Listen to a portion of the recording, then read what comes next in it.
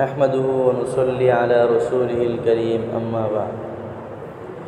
মহান আল্লাহ পাক রব্বুল আলামিনের দরবারে লাখ কোটি শুকরিয়া যে আল্লাহ রব্বুল আলামিন আমাদেরকে জুমার দিন মাগরিবের নামাজ জামাতের সাথে আদায় করার পর পৃথিবীর সবচেয়ে উৎকৃষ্ট স্থান, আল্লাহর রাসূল বলেন খায়রুল বুকাতি মাসাজিদুহা, পৃথিবীর ভিতরে সবচেয়ে কল্যাণকর জায়গা, যেখানে কোনো অকল্যাণের লেশমাত্র নেই।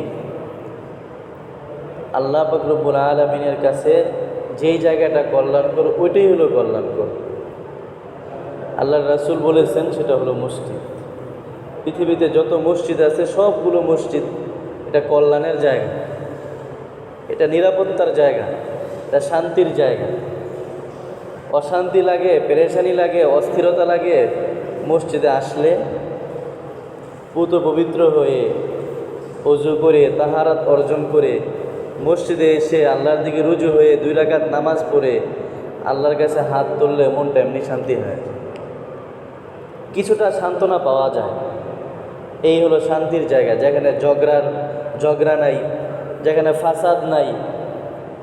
মসজিদের বাহিরে হাজারো ঝগড়া, ফাসাদ, অনৈক্যতা, অরাজকতা, উচ্ছৃঙ্খলা সব কিছু শেষ হয়ে যায় মসজিদের ভিতরে আসে। ছোট বড়, ধনী গরিব, রাজা বাদশাহ, জনগণ, প্রজা, কোনো ভেদাভেদ থাকে না। যেই জায়গা সেটা হলো মসজিদ। মসজিদ এটা শান্তির জায়গা। পৃথিবীর সবচেয়ে উৎকৃষ্ট জায়গা যে মসজিদ, এটা আমরা এভাবে চিন্তা করলে বুঝতে পারি। আসলেই উৎকৃষ্ট জায়গা তো এমন হবে যেখানে গেলে দিলের প্রশান্তি আসবে, যেখানে গেলে আমাদের পরস্পর মিল মোহাব্বত বাড়বে, এমন জায়গাটা উৎকৃষ্ট হবে। তো আমরা যদি এই যে কতগুলো দিক বললাম, এই সকল দিক বিবেচনা করে যদি চিন্তা করি, তাহলে দেখা যাবে মসজিদ এটাই হলো কি সবচেয়ে উৎকৃষ্ট জায়গা। আর কোথাও এরকম শান্তি, সুশৃঙ্খলা, মিল মোহাব্বতের জায়গা নেই। আর যত ধরনের অরাজকতা, বিশৃঙ্খলা, উচ্ছৃঙ্খলা, অনৈক্যতা, ঝগড়াঝাটি সৃষ্টি হয় সব হলো বাজার থেকে। বাজার ভালো মানুষ গেলেও কালো হয়ে আসে বাজার থেকে। বাজারের পরিবেশটাই এমন, কারণ বাজারের ভিতরে শুধুমাত্র দুনিয়া নিয়ে ফিকির হয়। হ্যাঁ, বাজারের ভিতরেও কল্যাণ আছে যদি দুনিয়ার পাশাপাশি সেখানে দিন থাকে। প্রত্যেকটা মানুষ শরীয়তের হুকুম মোতাবেক সে বাজার করতে যায় বা বাজারে ব্যবসা করতে যায়, তাহলে বাজারটাও শান্তির জায়গা হয়ে যায়। তো আল্লাহ পাক রব্বুল আলামিন আমাদেরকে সবচেয়ে উৎকৃষ্ট জায়গা মসজিদে কিছু সময় বসার তৌফিক দান করেছেন। এই জন্য আল্লাহ তাআলার কাছে শুকরিয়া আদায় করা, আলহামদুলিল্লাহ। আল্লাহ পাক রব্বুল আলামিন যাকে পছন্দ করেন, যাকে চান, তার মাধ্যমে আল্লাহ পাক রব্বুল আলামিনের ইবাদত করান, আল্লাহ তাআলার দ্বীনের কাজ করান। তো আল্লাহ তাআলা আমাদেরকে এই অবসর সময়ে বাহিরে বসে আড্ডা দিয়ে সময় নষ্ট না করে কিছু সময় মসজিদে দ্বীনি কথাবার্তা বলা এবং শোনার জন্য বসার সুযোগ দান করেছেন। এটাও অনেক বড় শুকরিয়ার বিষয়। এই জন্য আবারও শুকরিয়া আদায় করি, আলহামদুলিল্লাহ। এই সময়টা খুব গুরুত্বপূর্ণ সময়। বলা হয় যে হযরত আদম আলাইহিস সালাম এর উপর আল্লাহ পাক রব্বুল আলামিন রাগ হয়ে, গুসা হয়ে জান্নাত থেকে দুনিয়াতে পাঠিয়ে দিয়েছেন। আল্লাহ তাআলা দুনিয়াতে আদম আলাইহিস সালামকে পাঠাবেন এই জন্যই তৈরি করেছেন, বাকি একটা সিস্টেম করে আল্লাহ তাআলা দুনিয়াতে পাঠিয়েছেন। তো আদম আলাইহিস সালাম এক জায়গায়, বলা হয় হিন্দুস্তানে আদম আলাইহিস সালামকে আল্লাহ তাআলা পাঠিয়েছেন, আর হাওয়া আলাইহিস সালামকে পাঠিয়েছেন জিদ্দায়। এই জন্য জিদ্দা মানে জাদ্দাতুন অর্থ দাদি, নানি। ওই জায়গা থেকে কি বর্তমানে বলে কি জিদ্দা। ওই হাওয়া আলাইহিস সালাম, এটা সঠিক সূত্র জানা নেই, বাকি এরকম বর্ণিত আছে। এই জন্য সেখান থেকে বলা হয় কি জিদ্দা বলা। তো কত আল্লাহ তাআলা কিভাবে একটা অপরাধ, কত মারাত্মক অপরাধ হিসেবে সাজিয়েছেন এটাকে। এই অপরাধ থেকে মুক্তি পাওয়ার জন্য আদম আলাইহিস সালাম খুব কান্নাকাটি করছেন, হাওয়া আলাইহিস সালাম খুব কান্নাকাটি করছেন। আল্লাহ তাআলা একসময় দোয়া শিখিয়েছেন, আল্লাহ তাআলা নিজেই দোয়া শিখিয়ে দিয়েছেন, কারণ মানুষ সে নিজে থেকে কিছু জানবে এটা তো সুযোগ নেই আল্লাহ তাআলা না জানাইলে। কিভাবে আল্লাহ তাআলার কাছ থেকে ক্ষমা নিতে হবে?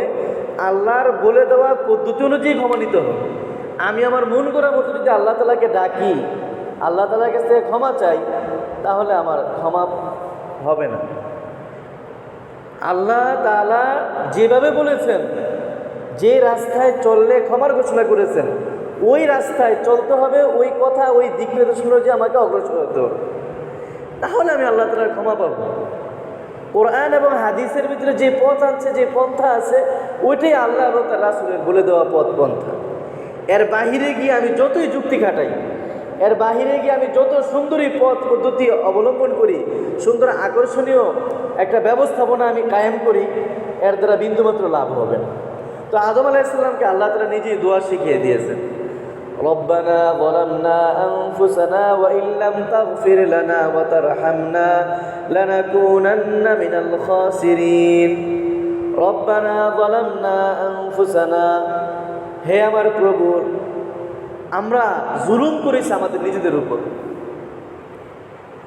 তোমার নাফরমানি করার অর্থ হলো যে নিজেদের উপর নিজেরা জুলুম করা।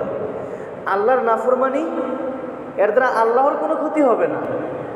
যদি দুনিয়ার সমস্ত মানুষ আল্লাহ তাআলার হুকুম না মানে, আল্লাহ তাআলার বিন্দুমাত্র মান সম্মান ইজ্জতের ভিতরে কম হবে না, বিন্দুমাত্র ক্ষতি হবে না। ক্ষতি হবে কার? যে মানবে না তার ক্ষতি হবে। তাহলে আল্লাহ তাআলার নাফরমানি এর অর্থ কি? আমার নিজের উপর নিজে জুলুম করছি আমি। এই জন্য আদম আলাইহিস সালাম বলতেছেন, রব্বানা যালামনা আনফুসানা, হে আল্লাহ, আমরা আমাদের উপর জুলুম করে ফেলেছি। অন্য কোনো কথা বলেন নাই, হে আল্লাহ আমি ওই অপরাধটা করেছি, এটা তো আল্লাহ তাআলা জানে। বলতেছেন যে আল্লাহ, তোমার যে নাফরমানি করেছি, এ তোমার নাফরমানি করা, এটা তোমার তো ক্ষতি না, আমার নিজের আমি ক্ষতি করে ফেলেছি। ওয়া ইল্লাম তাগফির লানা ওয়া তারহামনা লানাকুনান্না মিনাল খাসিরিন। এখন এই যে জুলুম করেছি, নিজের ক্ষতি করেছি, এই ক্ষতি থেকে বাঁচার দুইটা পথ। ওয়া ইল্লাম তাগফির লানা, হে আল্লাহ, আপনি যদি আমাকে ক্ষমা না করেন, দুই ওয়া তারহামনা, দয়া না করেন, লানাকুনান্না মিনাল খাসিরিন, তাহলে চিরস্থায়ীভাবে যারা ক্ষতিগ্রস্ত হয়ে গেছে এদের অন্তর্ভুক্ত হয়ে যাব আমি। হ্যাঁ, কি বোঝা গেল এখান থেকে? চিন্তা করলে অনেক কথা বুঝে আসে। আল্লাহ তাআলার নাফরমানি বান্দার দ্বারা হতেই পারে, মানুষ মাত্রই ভুল হবে, এটাই স্বাভাবিক। মানুষের ফিতরতের ভিতরেই আছে যে মানুষ অপরাধ করবে, গুনাহ করবে, কিন্তু এই শুধুমাত্র গুনাহ করাটাই তার ক্ষতিগ্রস্ত হয়ে যাওয়ার চূড়ান্ত ব্যবস্থা না। গুনাহ করার পরে তার জন্য তওবার দরজা খোলা, যতক্ষণ না পর্যন্ত সে তওবা না করবে, আল্লাহ তাআলার থেকে মাগফিরাত না দিবে, আল্লাহ তাআলা থেকে রহমত না নেবে, ততক্ষণ পর্যন্ত সে ক্ষতিগ্রস্ত হতেই থাকবে। আর এই অবস্থায় যদি সে মৃত্যুবরণ করে, সে চিরস্থায়ী ক্ষতিগ্রস্তের ভিতরে পড়ে যাবে। এই জন্য আদম আলাইহিস সালাম কত সুন্দর দোয়া করছে। আমরা দোয়া করি কিন্তু দোয়া চিন্তা করি না। রব্বানা যালামনা আনফুসানা ওয়া ইল্লাম তাগফির লানা ওয়া তারহামনা লানাকুনান্না মিনাল খাসিরিন। হে আল্লাহ, আমার নিজের উপর নিজেই জুলুম করেছি। বাঁচতে হলে তোমার কাছে রুজু করতে হবে, তোমার প্রতি মুখাপেক্ষী হতে হবে। আমি তোমার দরবারে লুটিয়ে পড়েছি, এখন মাওলা তোমার পক্ষ থেকে ক্ষমা চাই। শুধু ক্ষমা দিলেই হবে না, আবার দয়াও চাই, যে ক্ষমাটা স্থায়ী হবে, আমি যেন আর সামনে আবার অপরাধ না করি। যদি তোমার পক্ষ থেকে ক্ষমা আর দয়া না পাই, লানাকুনান্না মিনাল খাসিরিন, তাহলে আমি চিরস্থায়ী ক্ষতিগ্রস্তদের অন্তর্ভুক্ত হয়ে যাব।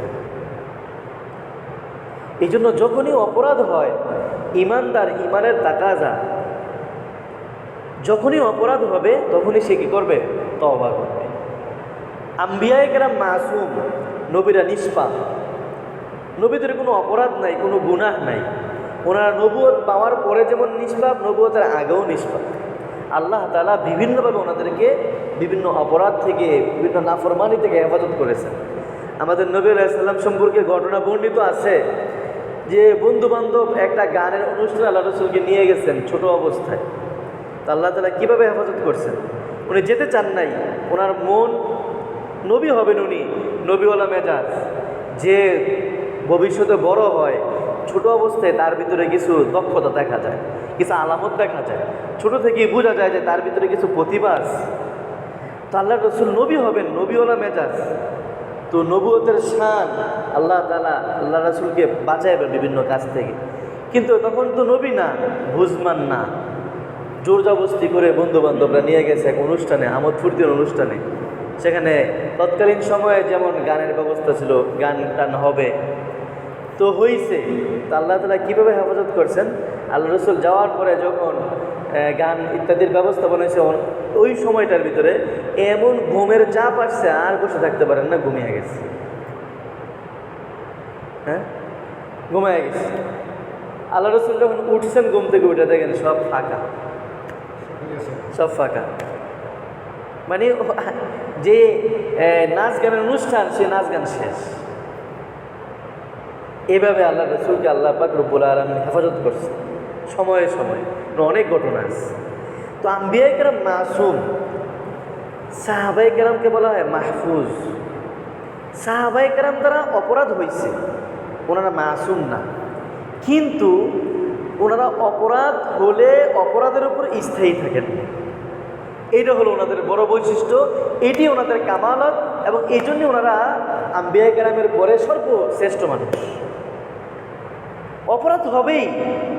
যে ইউসুফ আলাইহিস সালাম সম্পর্কে কোরআনের ভিতরে আসছে, যে ইউসুফ আলাইহিস সালাম বলেছেন যে জুলাইখা যখন আমাকে 7-8টা দরজা বন্ধ করে তার দিকে আকৃষ্ট করেছে, উনি যে শব্দ ব্যবহার করেছেন, ওই শব্দ থেকে বুঝে আসে উনি বলতে যাচ্ছেন আমার দিলের ভিতরে কিছু আইসা পড়ছে,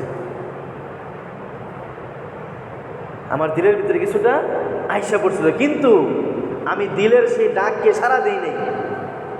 আমি নীতিনৈতিকতা, তখনও তো নবুয়ত পান নাই উনি, নীতিনৈতিকতা আর আকল আল্লাহ তাআলা দিয়েছেন। আকল অর্থ কি?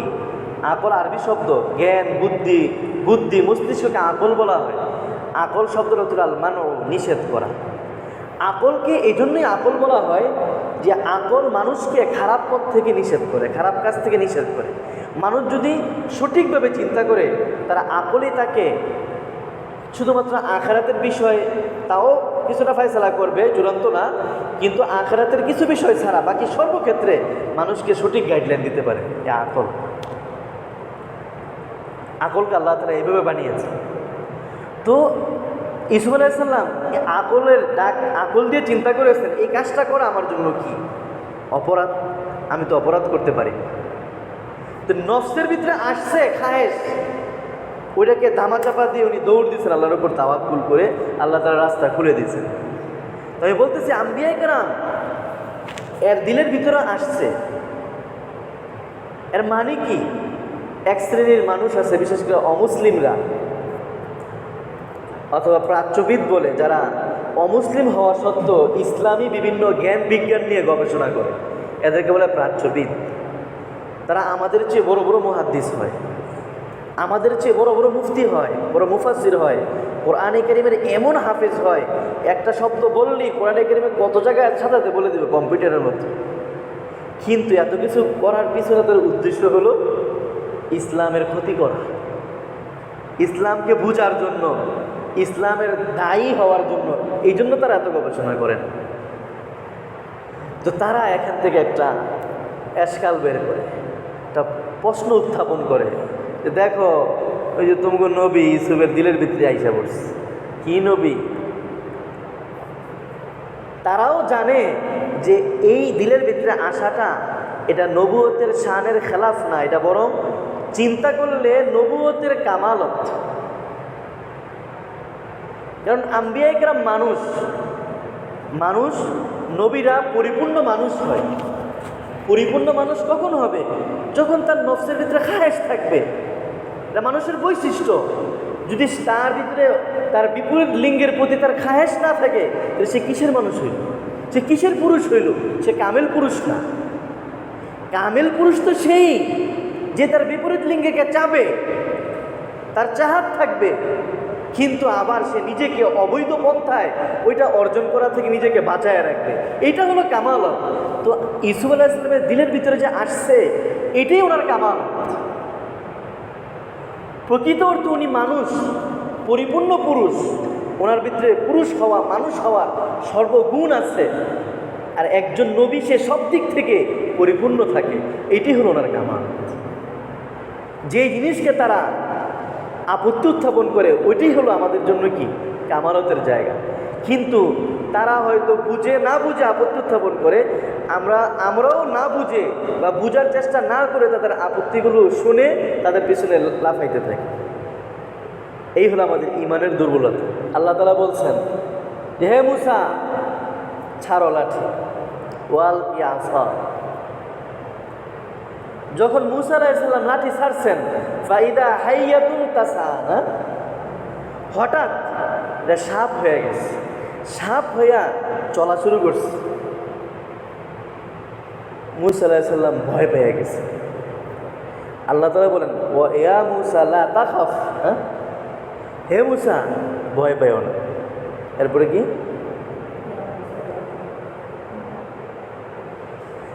হে মুসা তুমি ভয় পেও না, কাছে আসো, আবার ধরো। এই যে মুসা আলাইহিস সালাম ভয় পেয়ে গেলেন।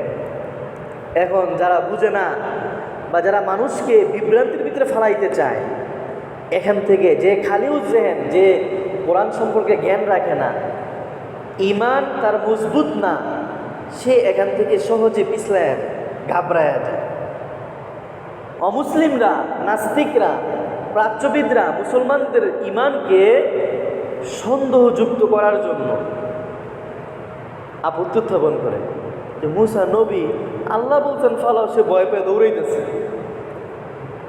আল্লাহ তাআলা আছে, আল্লাহ তাআলা বলছেন আল্লাহ তো ক্ষতি করবে না, তারও বিশ্বাস আছে, সে ভয় পায় কেন? মুসা ভয় পায়, আল্লাহর হুকুম বাস্তবায়ন করতে সে ভয় পায়। তাহলে মুসা তো নবী, তাহলে বোঝা গেল নাউজুবিল্লাহ, নবীরা কখনো কখনো এমন হয় দুনিয়ার বিভিন্ন কারণে আল্লাহর হুকুম বাস্তবায়ন করতে গিয়ে ভয় পায়। সম্ভাবনা আছে আল্লাহর হুকুম অনেক ক্ষেত্রে ওনারা লুকোচুরি করছে। নাউজুবিল্লাহ। একটা মানুষ যে যার দিন সম্পর্কে জ্ঞান নাই, যার আলেমদের সাথে সোহবত নাই, যার ইমান মজবুত না, সে শুনলে বলবে তাই তো। অথচ চিন্তা করলে দেখা যায় মুসা আলাইহিস সালামের এটা দোষ না, বরং এটা তার কামালত। কিভাবে? মুসা আলাইহিস সালাম তিনি মানুষ, আল্লাহ তাআলা নবীদেরকে মানুষ হিসেবে বানিয়েছেন, তারা ফেরেশতা না, তারা মানুষ। আর মানুষের বৈশিষ্ট্যই হলো সে যখন কোনো ভয়ের জিনিস দেখবে তখন সে ভয় পাবে, সে ভয়ের জিনিস দেখলে সে ভয় পাবে। তো মুসা আলাইহিস সালাম তিনি ভয়ের জিনিস সাপ দেখছেন, উনি ভয় পেয়েছেন, দৌড় দিয়েছেন। এটা তো উনি মানুষ, উনি যে মানুষ এবং পরিপূর্ণ মানুষ এর বৈশিষ্ট্য। উনি মুসা আলাইহিস সালাম তার নিজের পরিপূর্ণতা প্রকাশ করেছেন, এটা ওনার কামালত। এবং সাথে সাথে যখন আল্লাহ তাআলা বলছেন হে মুসা দৌড়ায়ও না, ভয় পেও না, ধরো, উনি মানুষ হিসাবে ভয় পেয়েছেন। কিন্তু আল্লাহর হুকুমকে যে নবীরা কখনো অবাধ্যাচরণ হয় না, আল্লাহর হুকুম পুঙ্খানুপুঙ্খানুপুঙ্খ আদায় করে, সেটা যতই কঠিন হোক, যতই ভীতিকর হোক, যতই খারাপ হোক, যতই মন্দ হোক, যতই অপছন্দ হোক। এই ঘটনা থেকে বোঝা যায় যখন মুসা আলাইহিস সালাম দৌড় দেয়, আল্লাহ ডাকে, মুসা আবার দৌড়াইয়া ওই সাপরে ধরতেছে। তো এখানে তো আসল ঘটনার দিকে চিন্তা করলে দেখা যায় মানুষ হিসাবে দৌড় দিবে, এটাই স্বাভাবিক, দৌড় দিয়েছেন। কিন্তু আল্লাহর হুকুম বলছে ধরো সাপ, সাপ ধরছে। ভয় যেখানে, সে ভয়কে জয় করছে আল্লাহর হুকুমের কারণে। তো এখান থেকে বোঝা যায় যে নবীরা আল্লাহর হুকুম কঠিন পরিস্থিতির ভিতরেও এর বিপরীত করতে পারেন না, এটা বোঝা যায় না। কিন্তু এইটাকে যখন আমি আগে তাদের ভাষায় বললাম তখন এটা আপত্তি হয়ে গেছে। তারা এইভাবে আমাদেরকে ধোঁকা দেয়, আর আমরাও ধোঁকাগ্রস্ত হই না বোঝার কারণে, ইমান মজবুত না হওয়ার কারণে।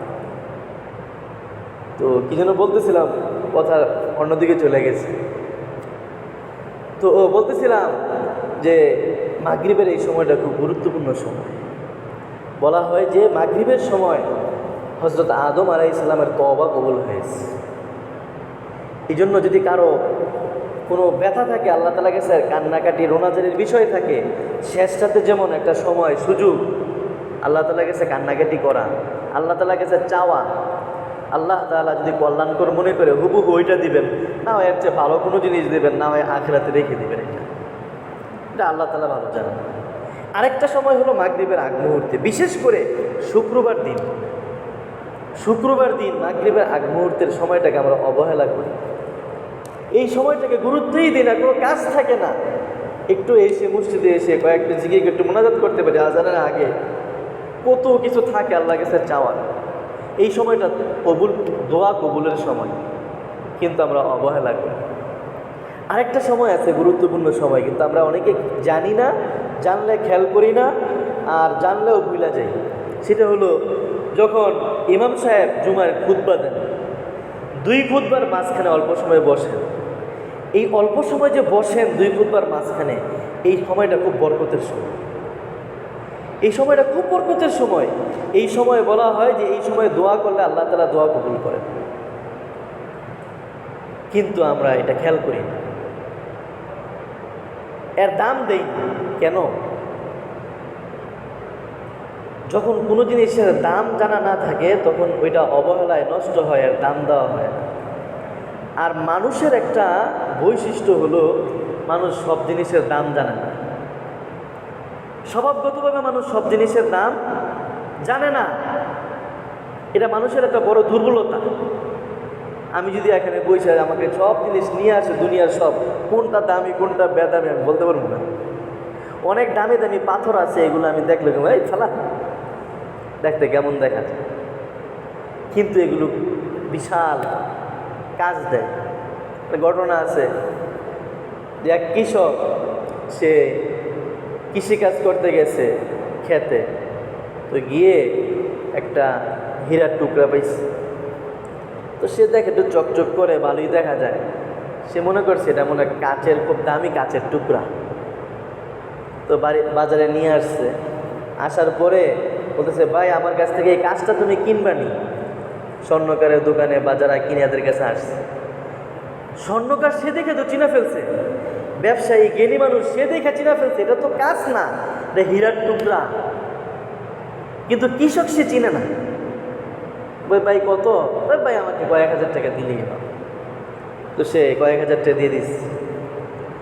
তো জ্ঞানী ব্যক্তি সেই কাচের টুকরা, যেটা কাচের টুকরা মনে করে কৃষক বিক্রি করে দিল, হীরার টুকরা মনে করে সেটাকে নিয়ে এটার মূল্যায়ন করে বিশাল লাভবান হয়েছে সে। 2 ব্যক্তির হাতেই ছিল। প্রথম ব্যক্তি কৃষক, সে আসল মালিক, সে কোটি টাকা কামাইতে পারত, কোটি টাকা কামিয়ে সে বিশাল রাজত্ব কায়েম করতে পারত তার, কিন্তু সে এটা দ্বারা উপকার লাভ করতে পারে। আবার ওই একই জিনিস যখন আবার ব্যক্তির হাত পরিবর্তন হয়েছে, জ্ঞানী ব্যক্তির হাতে গেছে, যে জানে বুঝে এটা কি জিনিস, তার হাতে গিয়ে এটা এতটাই দামি হয়ে গেছে যে তার জীবনের পথ খুলে গেছে। এখন প্রশ্ন হলো, কৃষকের হাতে যখন ছিল তখন কি এর মূল্য ছিল না? হীরার মূল্য তখনও ছিল যখন কৃষকের হাতে ছিল, যখন মাটির নিচে কাদার ভিতরে ছিল তখনও ছিল, যখন ওই জ্ঞানী ব্যক্তির কাছে আসছে তখন একই মূল্য। কিন্তু পার্থক্য হলো এই, একজন বুঝতে পারেছে তার মূল্যটা, ফলে সে লাভবান হয়েছে কাজে লাগিয়ে, আরেকজন এর মূল্য বুঝতে পারে নাই, ফলে সে এটার দ্বারা সে যথাযথ উপকৃত হতে পারে।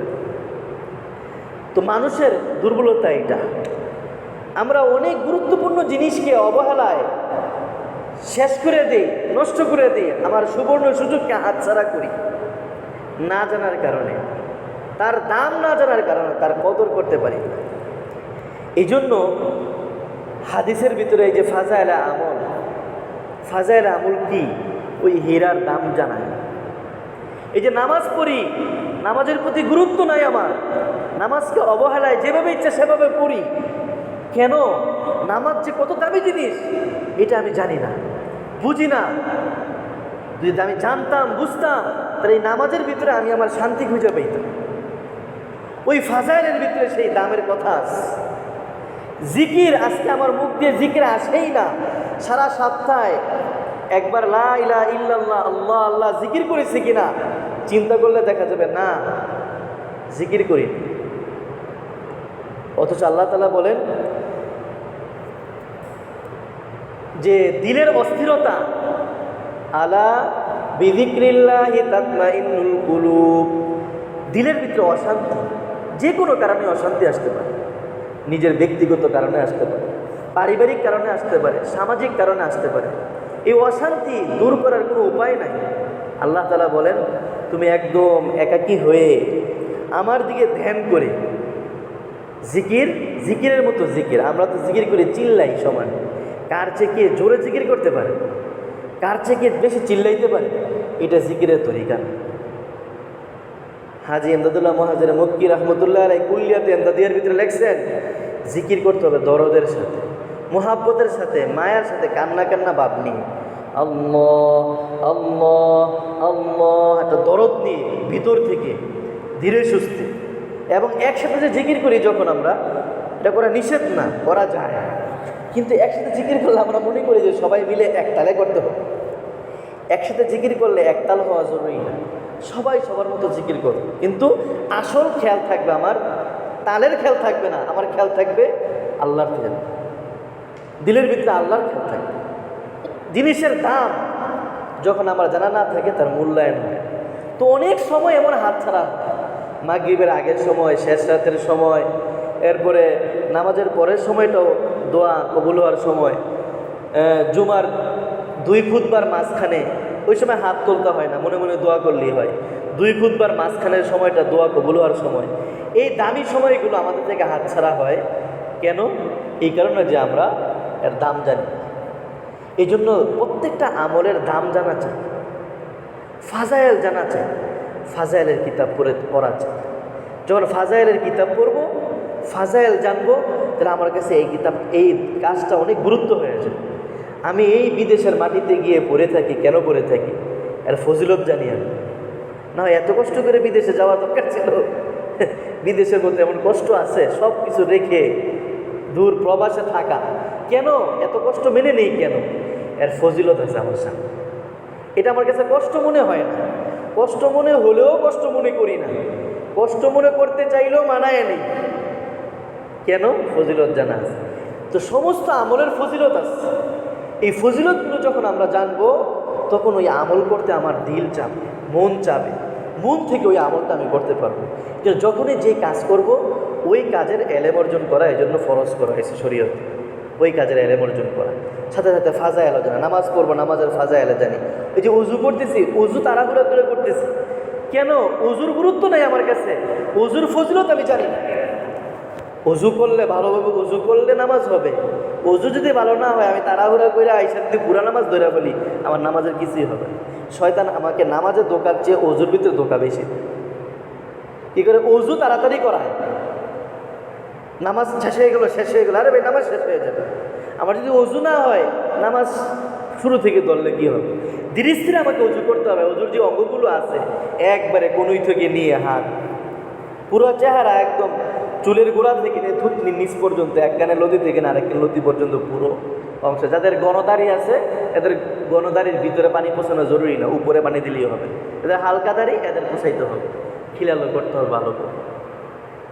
যাদের অনেক গণদাড়ি, ভিতরে চামড়া দেখা যায় না যাদের, এদের দাড়ির ভিতরে পানি একদম ভিতরে ঘষে ঘষে পানি পোষাইতে হবে, এটা জরুরি না।